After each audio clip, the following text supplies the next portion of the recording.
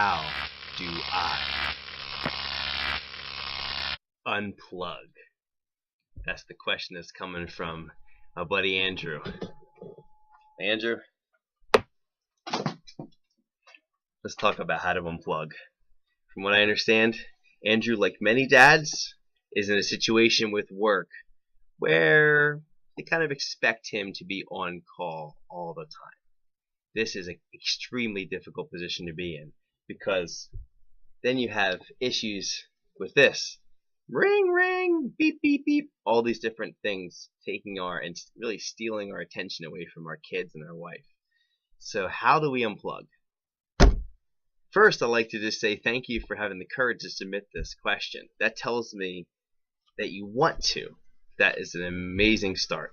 So here's what I recommend. First, go back and watch the very first video that I posted on the family mission statement and how to prune and how to gain margin.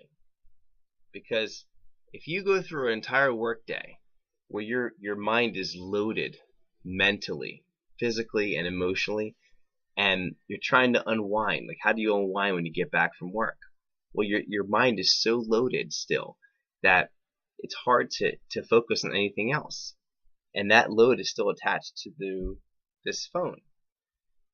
So I can understand that home is a natural extension of just where you've been the whole day. It's a stressful environment in many of the jobs that you guys work, and your families admire and respect and are very grateful for the work you do. So now let's talk about this idea again of pruning and margin. Okay, go back and watch that first video. I'm not going to redo it. But I would say the first thing is make the decision that you need to prune off a couple of the things that are loading your mind up. So it's always good to have maybe a downtime. You get home from work, and why don't you take 15 minutes and just clear up whatever's left on your mind from your phone. Write down the things that you want to get to, and then this is the hard part. Hit the power button or the mute button.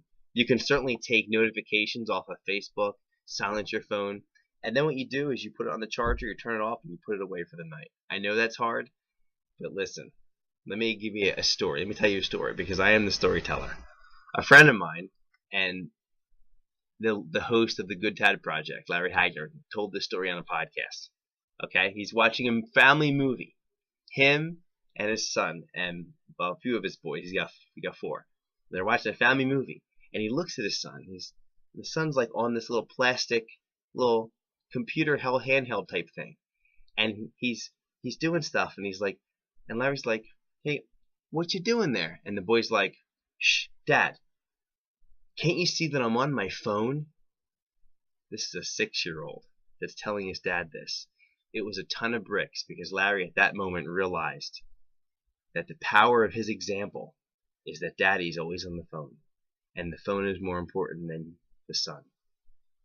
And therefore he was copying his dad and showing everybody in the family that his toy phone was more important than even his dad. This is a harsh reality, but our kids are mimicking, they're copying, they're watching everything we do. Let's work hard for our families. Let's do that. But let's also make the decision. So the answer to this question is, it's a tough one. The first part of this answer is you've got to actually decide that you want it and that you're going to do it. You've got to turn notifications off. I uninstalled the Facebook app from my phone, so I don't even get any more Facebook notifications. I also have selected to do like a Facebook and social media fast on Thursdays and Sundays. So there's certain days I just won't check it, and I try and make it harder for me to check things. So if I have to go online versus an app on my phone, it's much harder to get to. Therefore, I'm less likely to do it. But the best way, just pick a time, 5:30, 6:30, whatever you can manage, and cut it off. Remember? Unplug.